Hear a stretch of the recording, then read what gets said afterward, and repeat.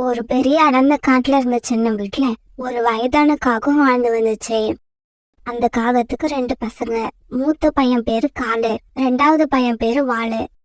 ஒரு நாள் உடம்பு முடியாம படுத்த படுக்கையில இருந்த அந்த வயதான காகம் தன்னோட மூத்த பையன் காலு காகத்தை தாங்கிட்ட கூப்பிட்டாங்க.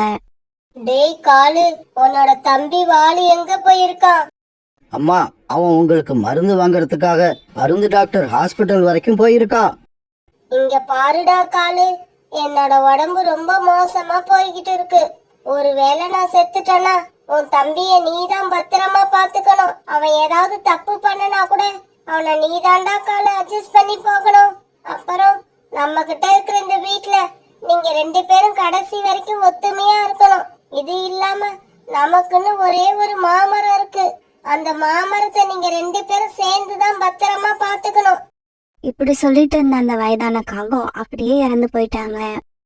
அம்மா, அம்மா, என்னோட அம்மா இறந்து போயிட்டாங்க. என்னோட அம்மா இறந்து போயிட்டாங்க. இந்த சமயத்துல பருந்து டாக்டர் கிட்ட மருந்து வாங்க போன காலுக்காகத்தோட தம்பி வாழ்வும் அங்க வந்தது. அண்ணா, நான் அம்மாவுக்கு தேவையான எல்லா மருந்தையும் வாங்கிக்கிட்டு வந்துட்டேன். அம்மாவை எழுந்திருச்சு உக்காந்து இத சாப்பிட சொல்லுங்க. வாலு, வாலு, அம்மா உயிரோட இல்ல, அம்மா இறந்துட்டாங்கடா. இதை கேட்டுட்டு காலுக்காகத்தோட தம்பி வாலு கண்ணீர் விட்டு அழ ஆரம்பிச்சது. இங்க பாரு வாலு, அழாத. அம்மாவுக்கு வயசாயிடுச்சு, அப்புறம் அவங்களோட உடல்நிலை வேற சரியில்லை. எப்படி நம்ம அப்பா வயசானதுக்கு அப்புறம் நிம்மதியா இறந்து போனாரோ அதே மாதிரி தான் நம்ம அம்மாவும் இறந்து போயிருக்காங்க. பறவையா பிறந்தவங்க எல்லாம் ஒரு நாள் இல்ல ஒரு நாள் இறந்து போய் தானே ஆகணும். இப்படியே 2-3 நாட்கள் ஓடிடுச்சு. காலுக்காகத்தோட வீட்டுல இருந்த மல்லிகை பொருட்கள் எல்லாம் காலி ஆயிடுச்சு. சமைக்கிறதுக்கான எந்த பொருளுமே அந்த வீட்டுல இல்ல. இத பார்த்த காலுக்காகவும் காலுக்காகத்தோட தம்பி வாழுவும் இப்படி பேச ஆரம்பிச்சாங்க. இங்க பாரு வாலு, இதுக்கு அப்புறமும் நாம இப்படியே இருந்தா குடும்பத்தை நடத்த முடியாது. அதனால நீ ஏதாவது வேலைக்கு போக முயற்சி பண்ணு. அண்ணா அண்ணா, நான் வேலைக்கு போயிட்டா வீட்டு வேலைகளை எல்லாம் யார் செய்யறது? உங்களுக்கு தான் எந்த வேலையை செஞ்சு பழக்கமே இல்லையே. இங்க பாரு வாலு, நான் இப்ப கல்யாணம் பண்ணலாம்னு முடிவு பண்ணிருக்கேன். கல்யாணம் பண்ணி நான் உனக்கு ஒரு அண்ணிய கொண்டு வர போறேன். சரி சரி, நீ சீக்கிரமா போய் வேலை கிடைக்குதான்னு பாரு. நான் போய் கல்யாணம் பண்ணி அண்ணிய அழைச்சுக்கிட்டு வந்துடுறேன். அதுக்கப்புறம் நம்ம 2 பேருக்கும் சாப்பாடு தயார் பண்ற வேலைய அவ பாத்துப்பா. பிறகு காலுக்காகத்தோட தம்பி வேலை தேடி கிளம்ப காலுக்காகவும் கல்யாணம் பண்ணிக்கிறதுக்காக பறந்து போச்சு. கோரி, நாம இப்ப கல்யாணம் பண்ணிக்கலாம். என்னோட தம்பி கிட்ட எல்லா விஷயத்தையும் சொல்லிட்டேன். நீங்க சொல்றத பார்த்தா கல்யாணத்துக்கு அப்புறம் உங்க தம்பி நம்ம கூடவே இருப்பாருன்னு நினைக்கிறேன். இங்க பாரு கோரி, என்னோட தம்பியை இப்பவே வெளியில அனுப்பணும்னு நினைக்காத. கொஞ்ச நாள் இப்படியே நம்ம கூட இருக்கட்டும். நேரம் பார்த்து ஏதாவது ஐடியா பண்ணி அவனை வீட்டை விட்டு வெளியே அனுப்புவோம். இங்க பாருங்க காலுஜி, நம்ம வீட்டுல நம்ம 2 பேரும் தவிர வேற யாரு இருந்தாலும் எனக்கு பிடிக்காது. கோரி, சின்ன வயசுல இருந்து நானும் என் தம்பியும் ஒன்னா வளர்ந்துட்டோம். அதனால அவனை உடனே வெளியே அனுப்ப முடியாது. கொஞ்ச நாள் பொறுத்துக்க, நானே அவனை வீட்டை விட்டு வெளியே அனுப்புறேன். பிறகு ஒரு நாள் காலுக்காகத்துக்கும் கோரிக்காகத்துக்கும் நல்லபடியா கல்யாணம் நடந்து முடிஞ்சது. அன்னைக்கு சாயங்காலம் காலுக்காகவும் தன்னோட மனைவி கோரிக்காகத்தை கூப்பிட்டுக்கிட்டு தன்னோட வீட்டுக்கு பறந்து போச்சு. இதுதான் உங்க தம்பியா? ஆமா கோரி, இதுதான் என் தம்பி வாலு. காலு அண்ணா, இதுதான் என்னோட அண்ணியா? என்ன நீ என்ன பார்த்து அண்ணியான்னு கேக்குற? ஏன் என்ன பார்க்க உனக்கு எப்படி இருக்கு? வீட்டுக்கு வேலை செய்ய வந்த வேலைக்காரி மாதிரி இருக்கா? ஐயோ அண்ணி, நான் அப்படி நினைக்கல. அப்பன்னா அதை விட கேவலமா நினைச்சியா? ஐயோ அண்ணா, நீங்க என்ன இப்படி பேசுறீங்க? எனக்கு அண்ணி நம்ம வீட்டுக்கு வந்தது எப்படி தெரியுமா இருக்கு? நம்ம அம்மா மறுபடியும் உயிரோட வந்த மாதிரி எனக்கு சந்தோஷமா இருக்கு. இவன் மனசுல எதை வச்சுக்கிட்டு இப்படி எல்லாம் பேசுறான்? நம்மள பார்க்க கிழவி மாதிரி இருக்குன்னு மறைமுகமா சொல்றான் போல இருக்கு. இங்க பாருவாளு, நீ வேலைக்கு போய் சம்பாதிக்கவும் செய்யணும், நான் சொல்ற வீட்டு வேலைகளையும் செய்யணும். கோரி, நீ இந்த வீட்டுல சமையல் மட்டும் பண்ணுனா போதும். மத்தபடி பாத்திரம் கழுவுறது, வீட்டை சுத்தம் பண்றது, இப்படி எல்லா வேலையையும் இந்த வாலு பாத்துப்பான். பிறகு மறுநாள்ல இருந்து காலையில சீக்கிரமா எழுந்திருச்சு வாலு வேலைக்கு கிளம்பி போயிடும். வாலு ஒரு பெரிய ஹோட்டல்ல சப்ளையரா வேலை பார்த்துக்கிட்டு இருந்துச்சு. வாலு வேலைக்கு கிளம்பி போய் ரொம்ப நேரம் வரைக்கும் காலுக்காகவும் கோரிக்காகவும் தூங்கிட்டே இருப்பாங்க. ரொம்ப லேட்டா எழுந்திருக்கிற இவங்க 2 பேரும் நதிக்கரைக்கு போய் உட்காந்து காத்து வாங்க ஆரம்பிச்சாங்க. பிறகு சாயங்காலமா வீட்டுக்கு வர கோரிக்காகவும் வேண்டா வெறுப்பா இரவு உணவை தயார் பண்ண ஆரம்பிக்கும்.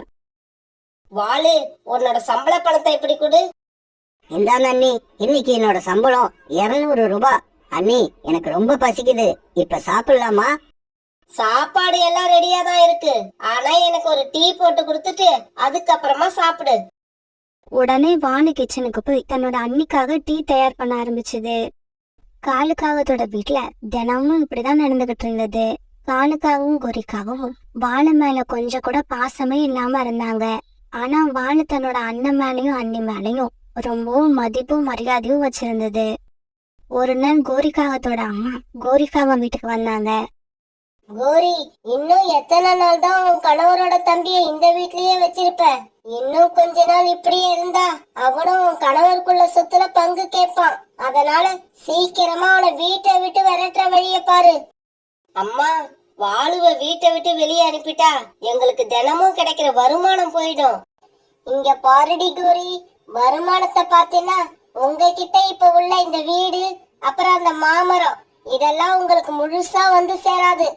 அப்புறம் வருமானம் என்னடி வருமானம்? உன்னோட கணவர் காலுவ சம்பாதிக்க சொல்லு. அப்பதான் நீ நான் நினைச்ச மாதிரி இந்த வீட்ல சந்தோஷமா இருக்க முடியும். கோரிக்காக தன்னோட அம்மா சொன்னதையெல்லாம் மனசுல வாங்கிட்டு பாலுவ வீட்டு விட்டு வெளியே அனுப்ப தயாராயிடுச்சு. அன்னைக்கு சாயங்காலம் ஆச்சு. இங்க பாருங்க காலேஜி, கல்யாணம் ஆகி கொஞ்ச நாள் கழிச்சு வாளுவ வீட்டை விட்டு அனுப்புறேன்னு சொன்னீங்க. ஆனா இப்ப அந்த நினைப்பே உங்க மனசுல இல்ல. கோரி, வாழை வீட்டை விட்டு அனுப்பிட்டா பிறகு தினமும் நமக்கு சம்பாரிச்சு கொண்டு வந்து கொடுக்க போறது யாரு? அத மறந்துட்டியா? காலேஜி, நான் எதையும் மறைக்கல. வாளு எவ்வளவு சம்பாதிச்சுக்கிட்டு வந்து கொடுத்தாலும் அது நமக்கு தேவையில்லை. அப்புறம் எனக்கு சம்பாதிச்சு கொடுக்க நீங்க இருக்கிறப்ப நான் ஏன் வாளுவோட சம்பளத்தை எதிர்பார்க்கணும்? இப்ப வாளு வர நேரம் தான். வாளு வந்த உடனே வீட்டை விட்டு வெளியே போக சொல்லிடுங்க. அப்படி சொல்லல, நான் வீட்டை விட்டு வெளியே போற மாதிரி ஆயிடும். அன்னைக்கு வேலையில இருந்து வீட்டுக்கு திரும்பி வந்த வாளு கிட்ட காலுக்காக இப்படி பேச ஆரம்பிச்சது. இங்க பாரு வாளு, இதுக்கப்புறம் நீ இந்த வீட்டுல இருக்க முடியாதுன்னு நினைக்கிறேன். அதனால நீ உனக்காக தனியா ஒரு வீட்டை கட்டிக்க. அண்ணா, என்ன இப்படி சொல்லிட்டீங்க? நான் என்ன தப்பு பண்ணன? எதுக்காக இப்படி பேசுறீங்க? நான் ஏதாவது தப்பு பண்ணி இருந்தா என்ன மன்னிச்சிடுங்க. அதெல்லாம் ஒண்ணும் இல்ல. இந்த வீடு ரொம்பவும் சின்னதா இருக்கு. அதனாலதான் உன்னை வேற வீடு கட்டிக்க சொல்றேன். அண்ணா, கண்டிப்பா நீங்களா இப்படி பேச மாட்டீங்க. யாரோ சொல்லி கொடுத்துதான் இப்படி எல்லாம் பேசுறீங்க. வாளு இப்படி சொன்னதை கேட்டுட்டு கோரிக்காகவும் அங்க வந்துடுச்சு. எதுக்காக யாரோன்னு மறைமுகமா சொல்ற? தைரியமா அண்ணி தான் இப்படி பேச சொல்லிருக்காங்கன்னு நேருக்கு நேரா என்கிட்ட சொல்லு. அண்ணி, நீங்களும் இப்படி பேசுவீங்கன்னு நான் நினைக்கவே இல்லை. அப்படியா? உன்னோட அண்ணி தான் இப்ப வாயை திறந்து சொல்ற. நல்லா பாத்துக்க. இதுக்கப்புறம் நீ இந்த வீட்ல இருக்க கூடாது. இப்பவே கிளம்பு. இந்த வீட்டை விட்டு நான் எப்படி போறது? இந்த வீட்டுல எனக்கும் பங்கு இருக்குன்னு எங்க அம்மா சொல்லிருக்காங்க. அம்மாவே உயிரோட இல்லாதப்ப அவங்க சொன்னதை வச்சு என்ன பண்ண போற? இவ்வளவு திமிரா பேசுற நீ. இதுக்கப்புறம் இந்த வீட்ல இருக்க கூடாது. இந்த வீட்டை விட்டு இப்பவே கிளம்பு. பிறகு வேற வழி இல்லாத வாளு அந்த வீட்டை விட்டு அழுதுகிட்டே பறந்து போச்சு. அண்ணனும் அண்ணியும் இப்படி வீட்டை விட்டு அனுப்புனதுக்கு அப்புறம் வாளுவோட மனசு ரொம்பவும் கஷ்டப்பட்டுச்சு. இருந்தாலும் எல்லாத்தையும் சகிச்சுக்கிட்ட வாளு சீக்கிரமாவே தனக்காக ஒரு அழகான சின்ன வீட்டை கட்டிக்கிச்சு. இப்படியே சில நாட்கள் நகர்ந்துச்சு. இந்த இடைப்பட்ட காலத்துல கோரிக்காக முட்டையிட்டு அதுல இருந்து குழந்தையும் வெளிவந்துடுச்சு. காலுக்காகவும் கோரிக்காகவும் அந்த குழந்தைக்கு ஜக்குன்னு பேர் வச்சு ரொம்பவும் பாசமா வளர்த்து வந்தாங்க. இங்க பாருங்க காலேஜி, இந்த வீடு, நம்ம கிட்ட இருந்த மாமரம் எல்லாத்தையும் அடகு வச்சு பணத்தை வாங்கி செலவு பண்ணிட்டோம். இதுக்கப்புறமும் நீங்க வீட்லயே உட்கார்ந்து இருக்கிறது சரியில்லை. போங்க, போய் ஏதாவது வேலை பார்த்து சம்பாதிச்சுக்கிட்டு வாங்க. இங்க பாரு கோரி, யார பார்த்து வேலைக்கு போக சொல்ற? என்னை பார்த்து எங்க அம்மா கூட இந்த வார்த்தைய சொன்னது இல்ல. உன் பேச்ச கேட்டுக்கிட்டு என் தம்பிய வீட்டை விட்டு அனுப்புனது எவ்வளவு பெரிய தப்புன்னு எனக்கு இப்பதான் புரியுது. இங்க பாருங்க, வேலை பார்த்து நீங்க பணம் சம்பாதிச்சுக்கிட்டு வந்தீங்கன்னா வீட்டுல இருப்பேன். இல்லன்னா என் குழந்தைய தூக்கிக்கிட்டு எங்கேயாவது போயிடுவேன். அவசரப்படாத கோரி, போறேன். போய் ஏதாவது வேலை கிடைக்குதான்னு தேடி பாக்குறேன். இப்படி சொன்ன காலுக்காக இஷ்டமே இல்லாம வேலை தேடுறதுக்காக வீட்டை விட்டு வெளியில பறந்து போச்சு. பிறகு ஒரு நாள் திடீர்னு ஜக்குக்கு உடல்நிலை சரியில்லாம போயிடுச்சு. பேச்சு மூச்சு இல்லாம அப்படியே மயங்கி கீழே கிடந்தான். காலுஜி, நம்ம பையனோட நிலைமைய பாருங்க. இப்ப உடனே இவனை டாக்டர் கிட்ட அழைச்சிட்டு போகணும். ஆனா நம்ம கிட்ட இப்ப 100 ரூபாய் கூட பணம் இல்ல. கோரி, நானே இன்னைக்கு தான் முதலா வேலைக்கு போக போறேன். இப்படி திடீர்னு 2000 ரூபாய் பணம் கேட்டா என்கிட்ட எப்படி இருக்கும்? நான் ஜக்குவை தூக்கிக்கிட்டு பருந்து டாக்டர்கிட்ட போய் கடன் சொல்லியாவது மருந்து வாங்கிட்டு வரேன். இப்படி சொன்ன கோரி உடனே ஜக்குவை தூக்கிக்கிட்டு பறந்து டாக்டர் ஹாஸ்பிட்டலுக்கு பறந்து போச்சு. இங்க பாரு கோரி, ஜக்குவுக்கு தேவைப்படுற மருந்து 2000 ரூபாய். அவ்வளவு பணத்தை உன்னை நம்பி என்னால கடனா கொடுக்க முடியாது. பணத்தை எடுத்துக்கிட்டு வந்து கொடுத்துட்டு மருந்த வாங்கிக்கிட்டு போ. அம்மா அம்மா, என் பையனோட உயிரை காப்பாத்த அவசரமா 2000 ரூபாய் தேவைப்படுது. கோரி, திடீர்னு இப்படி என்கிட்ட வந்து கேட்டா நான் 2000 ரூபாய்க்கு எங்க போவேன்? இவ்வளவு தூரம் பறந்து என்ன பார்க்க வந்ததுக்கு வேற யார்கிட்டயாவது போய் கேட்டு இருக்கலாம். காலுக்காகவும் கோரிக்காகவும் யார் யார்கிட்டயோ போய் பணம் கேட்டு பார்த்தாங்க. ஆனா யாருமே உங்களுக்கு பணம் கொடுக்கல. இத நினைச்சு காலுக்காகவும் கோரிக்காகவும் தங்களுடைய வீட்டு வாசல்ல உட்காந்து அழுதுகிட்டு இருந்தாங்க. அந்த சமயத்துல இந்த விஷயத்தை கேள்விப்பட்ட வாளு அங்க வந்தது.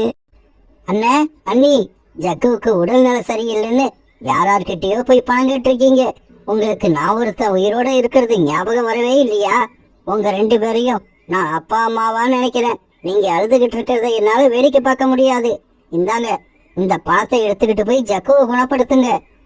இப்படி சொன்ன வாளு அவங்களுக்கு தேவையான பணத்தை கொடுத்தது. வாளு, என்ன மன்னிச்சிடு. மனசாட்சியே இல்லாம உன்னை வீட்டை விட்டு வெளியே அனுப்புன. ஆனா நீ மனசுல எதையுமே வச்சுக்காம இந்த இக்கட்டான சமயத்துல எங்களுக்கு நீயா வந்து உதவி பண்ற. அண்ணி, இப்படி எல்லாம் பேசி நேரத்தை வீணாக்காதீங்க. சீக்கிரமா ஜக்குவை தூக்கிக்கிட்டு ஹாஸ்பிட்டலுக்கு போங்க. உடனே காலுக்காகவும் கோரிக்காகவும் ஜக்குவை தூக்கிக்கிட்டு ஹாஸ்பிட்டலுக்கு போனாங்க.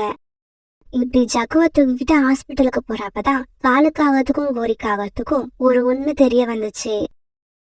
நல்ல உள்ளம் கொண்டவங்களுக்கு நாம என்னதான் வெறுப்ப காட்டி கெடுதல் பண்ணினாலும் நாம ஆபத்துல இருக்கிறப்ப அவங்களா வந்து உதவி பண்ணுவாங்க. ஏன்னா அவங்களுடைய இயல்பே கஷ்டத்துல இருக்கிறவங்களுக்கு உதவி பண்றதுதான். 2 நாளா கொஞ்சம் கூட ஓய்வே இல்லாம சரியான மழை பெஞ்சுக்கிட்டே இருந்தது. எல்லா பறவைகளும் வீட்டை விட்டு வெளியே வராம தங்களோட வீட்லயே பாதுகாப்பா இருந்தாங்க. ஆனா சோனா குருவியோட மட்டும் அப்படி வீட்டுல இருக்க முடியல. ஏன்னா சோனா குருவி அந்த காட்டுல பகோடா வியாபாரம் பண்ணிக்கிட்டு இருந்தது. அம்மா, காலையில இருந்து நம்ம கடைக்கு யாருமே வரல. வாங்க, கடையை எடுத்து வச்சுட்டு நம்ம வீட்டுக்கு போகலாம். இங்க பாரு கோக்கு, கடை வச்சிருக்கவங்க யாரும் நீ சொல்ற மாதிரி செய்ய மாட்டாங்க. வியாபாரம் நடக்குதோ இல்லையோ இப்ப வாடிக்கையாளர்களை எதிர்பார்த்து கடையை திறந்துதான் வச்சிருப்பாங்க. இவங்க இந்த மாதிரி பேசிக்கிட்டு இருக்கும்போது ரீட்டா கிட்டே சோனா குருவியோட பகோடா கடைக்கு உள்ளது. சோனா, சீக்கிரமா எனக்கு சுட சுட 100 ரூபாய்க்கு பகோடா தயார் பண்ணி கொடு. வீட்டுல திடீர்னு கெஸ்ட் வந்துட்டாங்க. என்ன பண்றதுன்னு தெரியல. நல்ல வேளை உன் ஞாபகம் வந்தது. உடனே இங்க வந்துட்டேன். கவலைப்படாத ரீட்டா, இன்னும் 2 நிமிஷத்துல உனக்கு தேவையான பகோடாவை ரெடி பண்ணி சுட சுட தரேன்.